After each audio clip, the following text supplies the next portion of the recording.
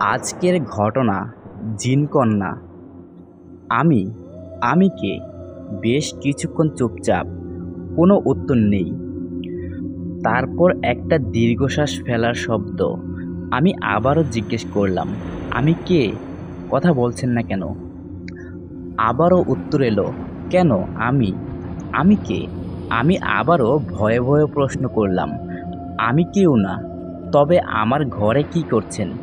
কিভাবে এসেছেন? দরজা খুলল কে? একসাথে এতগুলো প্রশ্ন করে আমি প্রায় হাঁপিয়ে উঠলাম। এমনিতেই আমার হার্টের অবস্থা ভালো নয়। এখন তো মনে হচ্ছে ভয়ে হার্ট ফেল করবে। ঘুমিয়েছিলাম, হঠাৎ খুটখুট শব্দে ঘুম ভেঙে গেল। প্রথমে ভেবেছিলাম ইঁদুর হবে। কাজের মেয়েটার উপরে মেজাজ খারাপ হলো। কতদিন বলেছি রাতে শোয়ার আগে তেলাপোকা ইঁদুর এর ওষুধ ছিটিয়ে ঘুমাতে। না, তার কোনো খবর নেই। মনে হয় এনে দেওয়া ওষুধগুলোর কথা মেয়েটা ভুলেই গেছে। কাল নিজেকেই ছিটিয়ে দিতে হবে। রাতে এমনিতেই আমার ঘুম হয় না, তাও আজ লেট নাইটে শুয়েছি। ভোরে অফিস ধরতে হবে। একবার ঘুম ভাঙলে আর ঘুম আসবে না। আমার স্ত্রী তিথি ছেলে মেয়েকে নিয়ে দুদিনের জন্য বাবার বাড়ি গেছে। পুরো বাসায় আমি একা। অফিস থেকে ফিরে সামান্য লেখালেখির চেষ্টা করা আর টিভি দেখা ছাড়া করার তেমন কিছু নেই। আজ স্পিলবার্গের একটা ছবি দেখে শুতে এমনিতে দেরি করে ফেলেছি। মনে হয় আধা ঘন্টাও ঘুমাতে পারিনি। এর মধ্যে খুটখুট শব্দ করে যন্ত্রণা শুরু হয়েছে। একবার মনে হলো ইঁদুর রান্নাঘরে শব্দ করছে। ঘুমের মধ্যেই হুস হুস শব্দ করে ইঁদুর তাড়াতে চেষ্টা করলাম। হুশ করে আমি ঘুমিয়ে যাচ্ছি, আবার শুরু হচ্ছে খুটখুট শব্দ করা। খেয়াল করে দেখলাম আমি হুশ হুশ করলে কিছু সময়ের জন্য থেমে যাচ্ছিল খুটখুট শব্দ। চোখ লেগে আসতেই আবার সেই খুটখুট শব্দ। কখন যে হুশ হুশ করতে করতে ঘুমিয়ে পড়েছিলাম খেয়াল নেই। হঠাৎ অনুভব করলাম কে যেন আমার বাঁ পায়ের বুড়ো আঙুল ধরে আলতো করে টানছে। চোখ থেকে ঘুম পুরোপুরি সরে গেছে। আমি হালকা করে তাকালাম। পুরো ঘর অন্ধকার। বাতি জ্বালিয়ে ঘুমাতে ভুলে গেছি। এখন দেখছি বাতি নিবানো। আমার যতদূর মনে আছে টিভি বন্ধ করে শঙ্করের একটা বই পড়ছিলাম। ঘরের বাতি জ্বলছিল তখন। তাহলে বাতিটা নেভালো কে? আমি অনুভব করলাম পায়ের আঙুলে আবার কেউ স্পর্শ করলো। আমি ভয় পেতে শুরু করেছি, কেননা চোখ খুলে কাউকে দেখতে পাচ্ছি না। ইঁদুরের চিন্তাটা বাদ দিয়ে দিলাম। আমি মশারি টানিয়ে শুয়েছি। শোয়ার আগে বেশ ভালো মতো মশারি গুজে তারপর শুয়েছি। ভিতরে ইঁদুর থাকলে আগেই দেখতে পেতাম। হঠাৎ ভূতের কথা মনে হলো। ভূত নয় তো? ভূতের কথা মনে হতে ভয় বেড়ে গেল। ভয়ে গলা শুকিয়ে আসছে। নড়তে পারছি না। মনে হলো নড়াচড়া করলে কেউ আমাকে মেরে ফেলবে। আবার ভয় পাচ্ছি বিধায় নিজের উপর রাগ লাগছে। কেউ শুনলে হাসবে। ছেলেটার কথা মনে হলো। ভাবলাম ও মনে হয় আমার চাইতে বেশি সাহসী। এরপর বাপাটা আমি একটু নাড়ালাম। এমনভাবে নাড়ালাম যেন ঘুমের মধ্যে নাড়াচ্ছি। সঙ্গে সঙ্গে শব্দটা বন্ধ হয়ে গেল। মনে হলো কেউ পায়ের ওপর থেকে হাতটা সরিয়ে নিল। এবার ভাবলাম ইঁদুর হবার প্রশ্ন আসে না। আমি ভয়ে চোখ বন্ধ করে পড়ে আছি। ডাইনিং রুম থেকে ভেসে আসা ঘড়ির টিক টিক শব্দ শুনতে পাচ্ছি। এছাড়া অন্য কোনো শব্দ নেই। চারিদিকে শুনশান নীরবতা। একটু আগে হওয়া খুটখুট শব্দটা এখন আর হচ্ছে না। হঠাৎ মনে হলো কেউ আমার শরীরে থাকা চাদরটা ধরে টানছে। আমি মনে মনে দোয়া দুরুদ পড়তে লাগলাম। নিজের ঘরে এমন ভয়াবহ পরিস্থিতির সম্মুখীন হব কল্পনাও ছিল না। ভয়ে আমার হাত পা একেবারে জমে যাচ্ছে। শরীর থেকে চাদরটা একটু একটু করে নিচের দিকে নেমে যাচ্ছে। যে করছে কাজটা, বোঝা যাচ্ছে সে খুব ধীরে সুস্থেই কাজটা করছে। কি করব বুঝতে পারছি না। বিপদের সময় মাথা ঠান্ডা রাখাই হচ্ছে আসল ব্যাপার। শুধুমাত্র বিপদের সময় মাথা ঠান্ডা রাখার কারণে ৭০% লোক মৃত্যুর হাত থেকে যায়। পরিসংখ্যানটা কোথায় যেন পড়েছিলাম। আমি মাথা ঠান্ডা রাখতে চেষ্টা করলাম। একবার ভাবলাম জোরে চিৎকার করে উঠি। তাতে চাদর টেনে যে আমাকে ভয় দেখাতে যাচ্ছে সে উল্টো ভয় পেয়ে যাবে। তারপরেই মনে হলো চোর নয় তো। বেশ কিছুদিন যাবৎ মহল্লায় চোরের আনাগোনা বেড়ে গেছে। সেদিন নাকি জানালা দিয়ে বাড়িওয়ালির ব্যাগ থেকে মোবাইল টাকা নিয়ে গেছে চোর। কিন্তু আমার বিছানাটা তো জানালা থেকে বহু দূরে, জানালাও বন্ধ। তবে কি চোর আগেই ঘরের ভেতরে ঢুকেছিল? এখন আফসোস হচ্ছে কেন শোয়ার পূর্বে চেক করে শুলাম না। অনেকক্ষণ অন্ধকারে থাকার ফলে অন্ধকারটা চোখে শুয়ে এসেছে। হঠাৎ পায়ের দিকে কিছু একটা নড়ে উঠল। অবয়ব দেখা যাচ্ছে। আমি চোখ কুঁচকে ভালো করে দেখতে চেষ্টা করলাম। মনে হলো কেউ একজন মেঝেতে হাঁটু গেড়ে খাটের ওপর কুনি রেখে বসে আছে। ভয়ে আমার অন্তরাত্মা কেঁপে উঠল। শুয়ে থেকেও স্পষ্ট নারী অবয়বটা দেখতে পাচ্ছি। ঘাড়ের ওপরে উঠতে থাকা চুল পর্যন্ত দেখতে পাচ্ছি। আমার সমস্ত শরীর ঘেমে উঠেছে। কখন যে পুরোপুরি চোখ খুলে তাকিয়ে আছি বলতে পারবো না। হঠাৎ অবয়বটা আমার পায়ের ওপর থেকে হাতটা সরিয়ে নিয়ে আমার মুখের দিকে তাকালো। আমার মনে হলো সে মনে হয় বুঝতে পেরেছে আমি তাকিয়ে আছি। আমি চোখ বন্ধ করার সাহস পেলাম না। দুজন চোখাচোখি তাকিয়ে থাকলাম। আমি মুহূর্ত কাল ভুলে গেছি। চুপ করে পড়ে আছি। হঠাৎ ঘরের ভেতর প্রচণ্ড বেগে বাতাস বইতে শুরু করল। মনে হলো সবকিছু উড়িয়ে নিয়ে যাবে। আমি দুহাত দিয়ে খাটের কিনারে আঁকড়ে ধরে থাকলাম। একসময় বাতাস হঠাৎই থেমে গেল। অবয়বটা একসময় উঠে দাঁড়ালো। আমি কিছু একটা বলতে চাইলাম, কিন্তু পারলাম না। মনে হলো গলার ভেতরের সব রস কেউ নিংড়ে বের করে নিয়েছে। তবুও মাথা ঠান্ডা রেখে নিজেকে বোঝাতে চেষ্টা করলাম, ভয় পেলে চলবে না। বাঁচতে হলে মাথা ঠান্ডা রাখতে হবে। এছাড়া অন্য কোনো উপায় নেই। শুধুমাত্র মাথা ঠান্ডা রাখার কারণে ৭০% লোক বেঁচে যায়। সঙ্গে সঙ্গে একটা হিন্দি ছবির ডায়লগ মনে হলো, জো ডর গায়া ও মর গায়া। আমি শরীরের সকল শক্তি এক করতে চেষ্টা করলাম। তখনই আমার মুখ থেকে প্রশ্নটা ছুটে গেল, কে? কে ওখানে? নিজের গলার স্বর নিজেই চিনতে পারলাম না। মনে হলো আমার গলায় না কেউ কথা বলছে।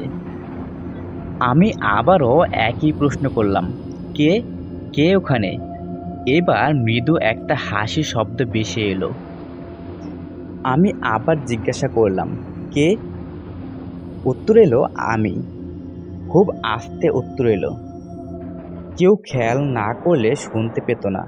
আমি কে? ভয়ে আমার হাত পা অসাড় হয়ে আছে।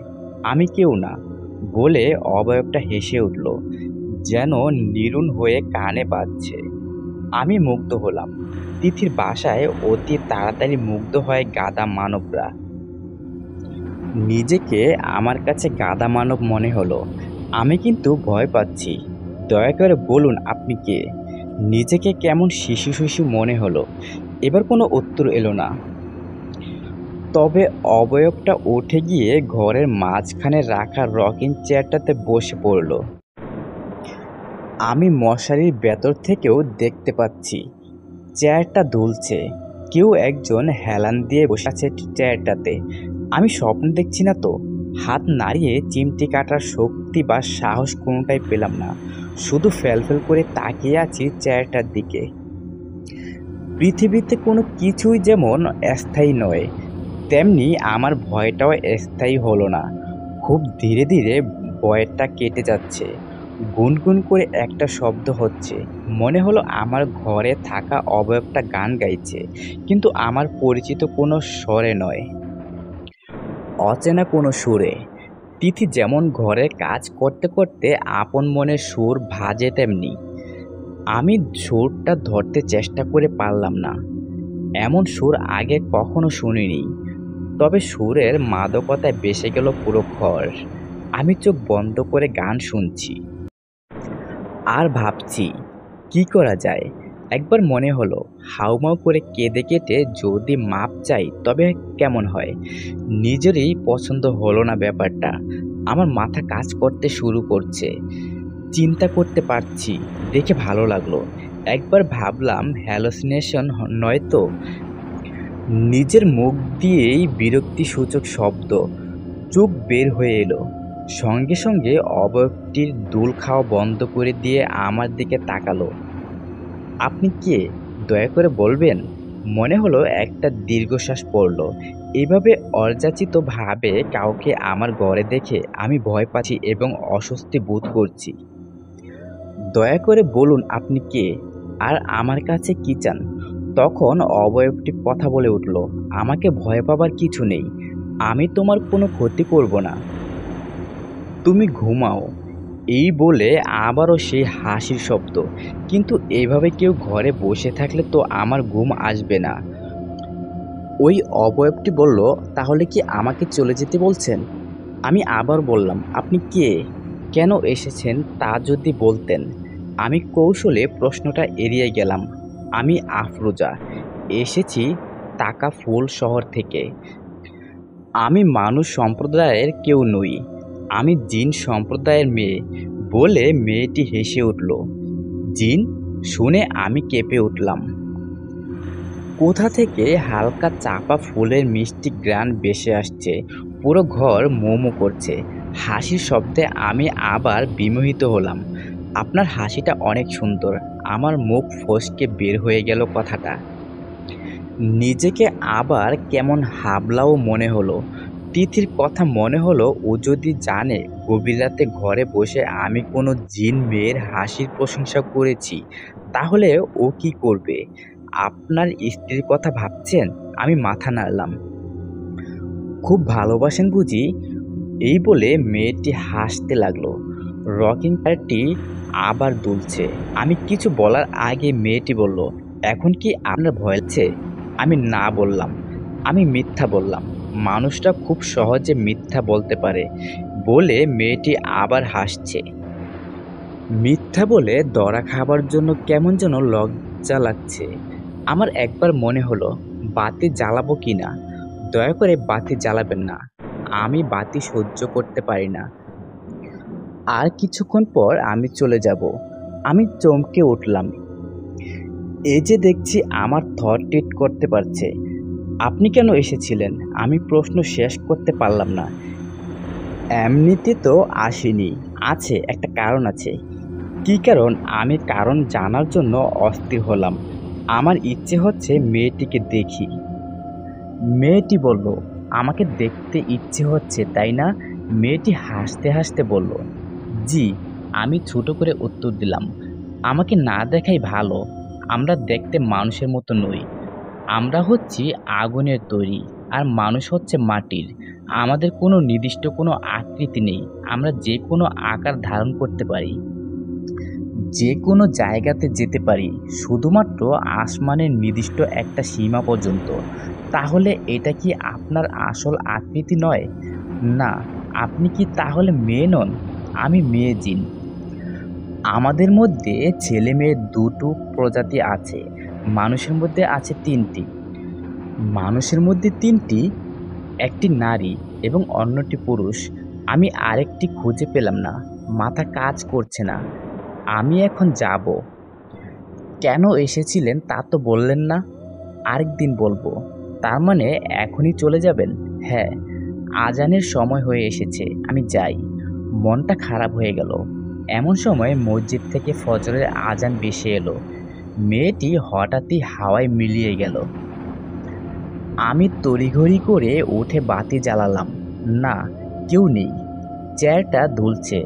আমার মাথাটা কেমন করে উঠল। অজানা কোনো ভয়ে শরীর ছমছম করছে। কোনো মতে বিছানায় বসে পড়লাম। পরিশেষ যখন জ্ঞান ফিরল তখন আমি হাসপাতালে। সবাই মনে করলো আমি হঠাৎ করে মাথা ঘুরে পড়ে গিয়েছিলাম। আমিও কাউকে কিছু বললাম না। সব নিজে রাখলাম। বললে সবাই হয়তো হাসবে। তবে আশ্চর্যের বিষয় হলো এটা যে মেডিকেল বোর্ড তন্ন তন্ন করে খুঁজেও আমার হার্টে কোনো অসুখ খুঁজে পেল না। যেন রাতারাতি সব উবে গেছে। চিকিৎসকরা সবাই অবাক হয়ে গেলেও কেউ কেউ বলল মিরাক্কল, সত্যি মিরাক্কল। কিন্তু আমি মনে মনে আফরোজাকে ধন্যবাদ দিলাম। সকল মিরাক্কলের পেছনে কারো না কারো হাত থাকে। এখন আমার যখনই গভীর রাতে ঘুম ভাঙে তখনই আমি নিজের অজান্তে আফরোজা নামক জিন কন্যাকে খুঁজি।